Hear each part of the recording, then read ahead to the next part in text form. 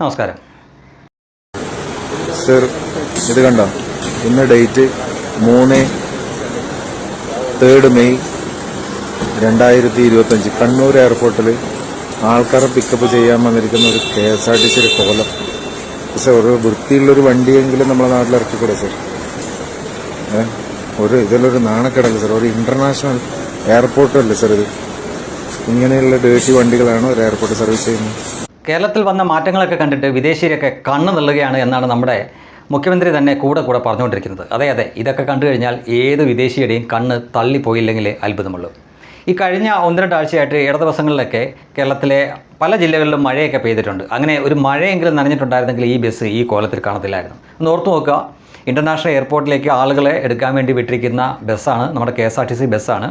ആ ബസ് നോക്ക്, കയറ് കെട്ടിയ ഡോറ്, അതിൻ്റെ പുറം കണ്ടു കഴിഞ്ഞാലോ അത് വെള്ളം കണ്ടിട്ട് പതിറ്റാണ്ടുകളായി എന്ന് തോന്നും. അതുപോലെ ഒരു ബസ്സാണ്. ഇതുപോലെ പല തരത്തിലുള്ള ആളുകൾ വന്നിറങ്ങുന്ന ഒരു സ്ഥലത്തേക്ക് നമ്മുടെ സർക്കാർ വിട്ടുകൊടുത്തിരിക്കുന്നത്. അപ്പോൾ തന്നെ ഇദ്ദേഹം പറഞ്ഞിരിക്കുന്നതെല്ലാം സത്യമാണ് എന്ന് ഈ ഒരൊറ്റ കാഴ്ച കൊണ്ട് തന്നെ ഏതൊരു വിദേശിക്കും, കേരളത്തിന് വെളിയിലുള്ളതാവട്ടെ, ഇനി നമ്മുടെ രാജ്യത്തിന് വെളിയിലുള്ളതാവട്ടെ, അവർക്കൊക്കെ ഈ ഒരൊറ്റ കാഴ്ചയിൽ തന്നെ നമ്മുടെ ഈ സംസ്ഥാനത്തോട് തോന്നുന്ന കാഴ്ചപ്പാട് എന്തായിരിക്കുമെന്ന് നിങ്ങൾ തന്നെ ഒന്ന് ആലോചിച്ച് നോക്കുക. ഇനി ഈ വകുപ്പ് ഭരിക്കാൻ വേണ്ടിയിട്ട് KB ഗണേഷ് കുമാർ എന്ന് പറഞ്ഞൊരു മഹാനുണ്ട്. അദ്ദേഹത്തിന് ഇതൊന്നും നോക്കാൻ നേരമില്ല എന്നാണ് തോന്നുന്നത്. അദ്ദേഹം നമ്മുടെ സുരേഷ് ഗോപി കഞ്ഞി കുടിക്കുമ്പോൾ കഞ്ഞി ഇങ്ങനെ വലിച്ചാണോ കുടിക്കുന്നതോ മൊത്തം നക്കിയാണോ കുടിക്കുന്നത് തുടങ്ങിയ കാര്യങ്ങളെ പറ്റിയൊക്കെ അന്വേഷിക്കാൻ വേണ്ടി അതിൻ്റെ പിന്നാലെ നടക്കുകയാണ്. അല്ലെങ്കിൽ പിന്നെ അദ്ദേഹത്തിൻ്റെ ആ വകുപ്പിലുള്ള അവർ തന്നെ ഇതുപോലൊരു പാട്ട ബസ്, ആ പാട്ട ബസ്സെന്നൊന്നും പറഞ്ഞാൽ പോരാ, അതിൻ്റെ കോലം നോക്കിയേ.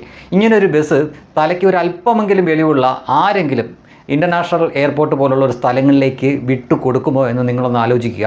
കാരണം നമ്മൾ മലയാളികളൊക്കെ മാത്രമാണ് കാണുന്നതെങ്കിൽ കുഴപ്പമില്ല. ഇത് എവിടെയൊക്കെ ഉള്ള ആളുകൾ വന്നിറങ്ങുന്ന ഒരു സ്ഥലത്തേക്ക് നമ്മുടെ നാടിനെ നാറ്റിക്കാൻ വേണ്ടി വിട്ടുകൊടുത്ത പോലുണ്ട് ഇത് കാണുമ്പോൾ.